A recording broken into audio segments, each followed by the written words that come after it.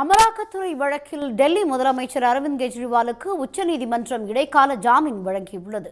மதுபான கொள்கை முறைகேடு வழக்கில் டெல்லி முதலமைச்சர் அரவிந்த் கெஜ்ரிவால் கடந்த மார்ச் மாதம் அமலாக்கத்துறையினரால் கைது செய்யப்பட்டு திகார் சிறையில் அடைக்கப்பட்டார். இந்த வழக்கில் அவருக்கு ரோஸ் அவென்யூ நீதிமன்றம் ஜாமீன் வழங்கியது. இதனை எதிர்த்து அமலாக்கத்துறை தொடர்ந்த வழக்கில் கெஜ்ரிவாலுக்கு வழங்கிய ஜாமீனுக்கு டெல்லி உயர்நீதிமன்றம் தடை விதித்தது. இந்த உத்தரவை எதிர்த்து கெஜ்ரிவால் தொடர்ந்த மேல்முறையீட்டு வழக்கில் அவருக்கு உச்சநீதிமன்ற நீதிபதிகள் சஞ்சீவ் கண்ணா, தீபங்கர் தத்தா அமர்வு இடைக்கால ஜாமீன் வழங்கியுள்ளது. மேலும் பதவி விலக வேண்டுமா அல்லது முதலமைச்சராக தொடர வேண்டுமா என்ற முடிவை கெஜ்ரிவாலிடமே விட்டுவிடுவதாக கூறிய நீதிபதிகள், பணமோசடி தடுப்புச் சட்டத்தில் கெஜ்ரிவால் கைது செய்ததே தவறு என்ற வாதம் குறித்து கூடுதல் நீதிபதிகள் அமர்வு விசாரிக்க பரிந்துரைத்தனர்.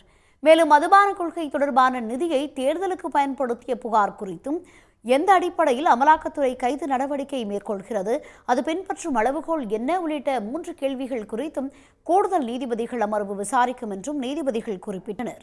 முன்னதாக மக்களவைத் தேர்தல் பிரச்சாரத்தில் ஈடுபடுவதற்காக மே 20ஆம் தேதி இடைக்கால ஜாமீன் வழங்கப்பட்டது. இதையடுத்து சிறையிலிருந்து வெளியே வந்த கெஜ்ரிவால் கடந்த மாதம் 2ஆம் தேதி மீண்டும் திகார் சிறையில் சரணடைந்தார். அமலாக்கத்துறை வழக்கில் கெஜ்ரிவாலுக்கு ஜாமீன் கிடைத்தாலும் சிபிஐ வழக்கில் கைது செய்யப்பட்டு இருப்பதால் அவர் சிறையிலிருந்து வெளியே வர முடியாது. உடனுக்குடன் செய்திகளை தெரிந்து கொள்ள சன் நியூஸ் பெல் ஐகானை கிளிக் பண்ணுங்க.